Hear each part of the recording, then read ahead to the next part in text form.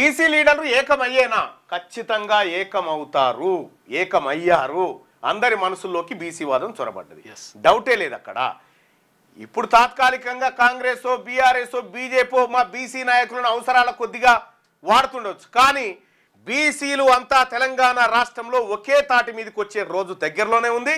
అప్పుడు మీ రాజకీయ పార్టీలు, మీ బీజేపీ, మీ కాంగ్రెస్, మీ బీఆర్ఎస్ వీటన్నిటినీ ఏది మన చేపల మార్కెట్లో ఎవడు కొనని చేపలు లెక్క అయిపోతాయి చూడరు. మీ ఆ పరిస్థితి ఖచ్చితంగా వస్తుంది. హైకమాండ్ల మెప్పు కోసం ఎవరికి వారే యమునా తీరే. తాత్కాలికమే ఇదంతా. గతంలో తెలంగాణ ఉద్యమంలో ఇదే రేవంత్ రెడ్డి గారు, టీడీపీ వాళ్ళందరూ కూడా చంద్రబాబు సంఖలో, ఇదే కాంగ్రెస్ పార్టీ నాయకులందరూ కూడా రాజశేఖర రెడ్డి సంఖలో, ఎవరికాడే ఉండే కదా. వన్స్ ఒకసారి మూమెంట్ ప్రజల చేతుల్లోకి వచ్చిన తర్వాత అందరు రావాల్సిందే.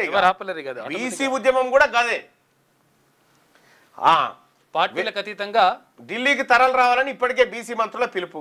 వెళ్తే కాదు, ఇది బీసీ మంత్రుల ఒక్కరి బాధ్యతగానే బీసీ మంత్రులు ఎందుకు పెడతా ఉన్నారు? ఉత్తమ్ కుమార్ రెడ్డి, పొంగులేటి శ్రీనివాస్ రెడ్డి, వెంకట రెడ్డి, రేవంత్ రెడ్డి ప్రభుత్వంలో లేరా? వీళ్ళు లేరా? వీళ్ళు పెట్టరా? 42% రిజర్వేషన్ పార్టీ అంటే ఇలేదా? ముగ్గురు ఇల్లేనా? బీసీ రిజర్వేషన్ రాగానే ఇలా పార్టీ అందరిది కదా. మరి వీళ్ళేం పెడతారు?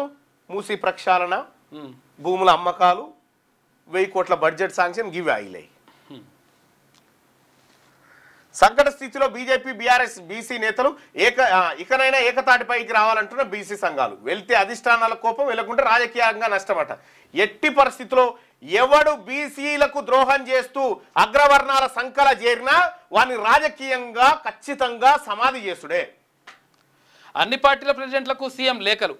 బీసీ రిజర్వేషన్ బిల్లుపై కేంద్రంతో ఒక్క లేఖ ప్రధానమంత్రికి రాసినుంటే అఖిలపక్షం లేఖ నీ చిత్తశుద్ధి బయటకు వచ్చేది. మీడియాకు లీక్ చేసి ప్రధానమంత్రికి పంపకపోతుంది. ఎంత అద్భుతం చూడరు. ఇక నేను మొన్న చూసిన మొన్న క్యాస్ట్ సెన్సస్ ది ప్రజెంటేషన్ చేసే టైంలో సోనియా గాంధీ గారు నేను మీటింగ్కు రాలేకపోతున్నా అని చెప్పి ఆమె లెటర్ రాస్తే, ఇది నాకు ఆస్కార్ అవార్డు, ఇది నాకు ఈ అవార్డు ఆ అవార్డు అని ముఖ్యమంత్రి గారు చెప్పుకుంటుంటే జనమంతా నవ్విరాజు చూసి, ఆమె నేను మీటింగ్ హాజరు కాలేకపోతున్నా అని ఆమె రాస్తే కులగణన మీద ఆమె కితాబ్ ఇచ్చినట్టుగా సార్ చెప్పుకున్నాడు. ఆడ పర్వాయ్